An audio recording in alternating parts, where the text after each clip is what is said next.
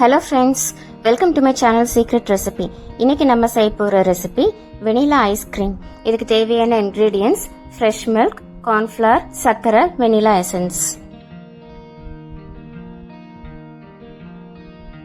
இந்த vanilla ice cream நம்ம வீட்டில் இருக்கிற சிம்பிள் இன்க்ரீடியன்ஸ் வச்சு நம்ம ரொம்ப டேஸ்டியாக வீட்லேயே ப்ரிப்பேர் பண்ணிடலாம்.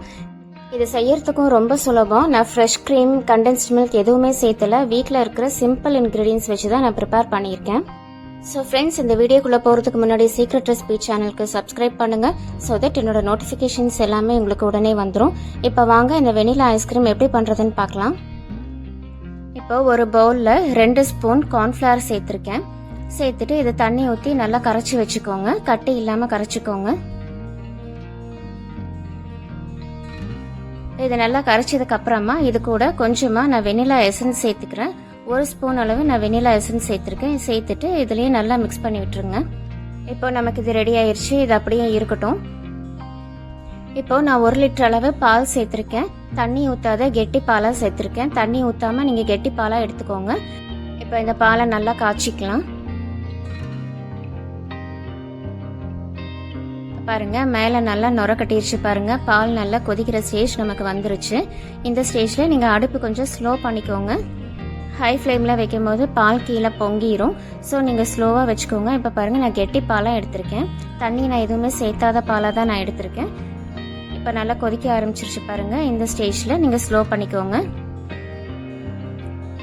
ஸ்லோ பண்ணிவிட்டு நல்லா கலந்து விட்டுக்கோங்க. பால் நல்லா கலந்து விட்டுட்டே இருங்க, இல்லைன்னா நமக்கு கீழே அடி பிடிச்சிரும். ஸோ நீங்கள் நல்லா மிக்ஸ் பண்ணி விட்டுட்டே இருங்க. இப்போ பாலும் நல்லா கெட்டி ஆயிடுச்சு பாருங்க. இந்த ஸ்டேஜில் நம்ம இதுக்கு தேவையான சர்க்கரை சேர்த்துக்கலாம். நான் 4 ஸ்பூன் அளவு நான் சர்க்கரை சேர்த்துருக்கேன். உங்களுக்கு இனிப்பு கொஞ்சம் அதிகமாக தேவைப்பட்டுச்சுன்னா நீங்கள் இன்னும் கூட கொஞ்சம் சேர்த்துக்கோங்க. சர்க்கரை சேர்த்துட்டு இதை நல்லா கலந்து விட்டுக்கோங்க. நமக்கு சர்க்கரை நல்லா கரைஞ்சிடணும், அதனால நீங்கள் நல்லா கலந்து விட்டுக்கோங்க. அடுப்பு ஸ்லோ ஃப்ளேம்லேயே வச்சுக்கோங்க. அப்போ தான் நமக்கு கீழே அடி பிடிக்காமல் இருக்கும்.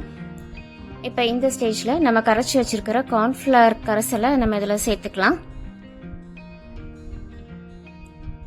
கார்ன்ஃப்ளவர் சேர்த்தும் போது நமக்கு சீக்கிரமாக பால் கெட்டி பட்டுரும்.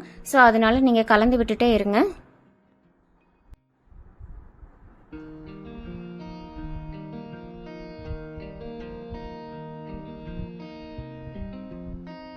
இப்போ நமக்கு சர்க்கரையும் நல்லா கரைஞ்சிருச்சு. நம்ம கார்ன்ஃப்ளவர் கரைசலை ஊற்றுனதுக்கு அப்புறமா நமக்கு பாலும் நல்லா கெட்டி ஆயிடுச்சு. இந்த ஸ்டேஜில் நம்ம ஸ்டவ் ஆஃப் பண்ணிக்கலாம். இப்போ உங்களுக்கு பார்க்கும்போதே தெரியும், ஒரு லேயர் ஃபார்ம் ஆயிருக்கு பாருங்க கரண்டியில். இந்த ஸ்டேஜில் நம்ம ஸ்டவ் ஆஃப் பண்ணிக்கலாம். ஆஃப் பண்ணிவிட்டு இதை நல்லா ஆற வச்சிடலாம். இது நல்லா ஆறுனதுக்கு அப்புறமா நம்ம மிக்ஸி ஜாரில் போட்டு நம்ம அரைச்சி எடுத்துக்கலாம். இப்போ பாருங்கள், இது நல்லா ஆறிடுச்சு. நம்ம மிக்சியில் போட்டு அரைக்கும் போது நல்ல ஸ்மூத் பேஸ்ட்டாக நமக்கு கிடைக்கும். இது ஆறுனதுக்கு அப்புறமா அப்படியே நம்ம ஏர்டைட் கண்டெய்னரில் போட்டு ஃப்ரீசரில் வைக்கும் போது நமக்கு அந்த அளவு ஸ்மூத்தாக இருக்காது. அதனால நீங்கள் மிக்சியில் விப்பரில் போட்டுக்கோங்க. இப்போ பாருங்கள், இது ரெடி ஆயிடுச்சு. இப்போ இதை அப்படியே எடுத்து நான் ஏர்டைட் கண்டெய்னரில் நான் ட்ரான்ஸ்ஃபர் பண்ணிக்கிறேன். இப்போ உங்களுக்கு பார்க்கும்போதே தெரியும் எவ்வளோ ஸ்மூத்தாக இருக்குன்னு பாருங்கள்.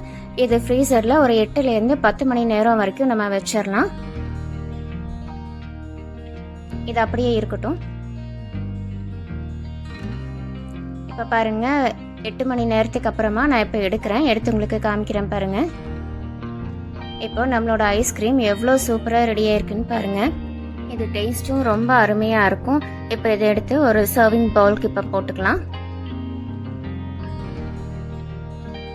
வெனிலா ஐஸ்கிரீம் எவ்வளோ அருமையாக ரெடியாக இருக்குன்னு பாருங்கள். இது டேஸ்ட்டும் ரொம்ப நல்லா இருக்கும். இது ஒரு சர்விங் பவுலுக்கு மாற்றிட்டு மேலே உங்களுக்கு எந்த ஸ்ப்ரிங்க்லர்ஸ் தேவையோ அதை நீங்கள் சேர்த்துக்கோங்க.